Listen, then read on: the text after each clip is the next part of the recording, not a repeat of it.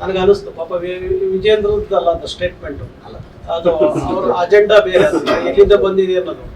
ಪಾಪ ಅವ್ರ ತಂದೆಯವ್ರಿಗಿದ್ದಂಥ ಕನ್ನಡದ ಪ್ರೀತಿ ಕಾಳಜಿ, ಅವ್ರ ಕಾಲದಲ್ಲಿ ಯಡಿಯೂರಪ್ಪನವ್ರಿಗಿದ್ದಂಥ ಕಾಳಜಿ, ಅವತ್ತು ಇಡೀ BJP ಅವರು ವಿರೋಧ ಮಾಡ್ತಾರೆ, ನವೆಂಬರ್ 1ನೇ ತಾರೀಕು ಕನ್ನಡ ಬಾವುಟ ಹಾರಿಸ್ಬಾರ್ದು, ಆದರೆ ಯಡಿಯೂರಪ್ಪನವ್ರು ಹಾರಿಸ್ತಾರೆ.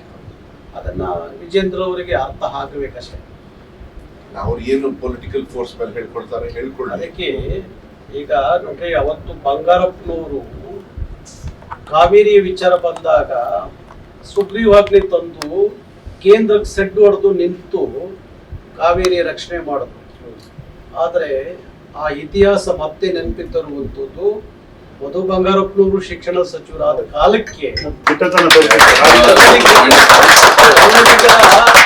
ಕನ್ನಡಿಗರಿಗಿದ್ದಂತ ಶಾಪ ವಿಮೋಚನೆ ಆಗಿದೆ.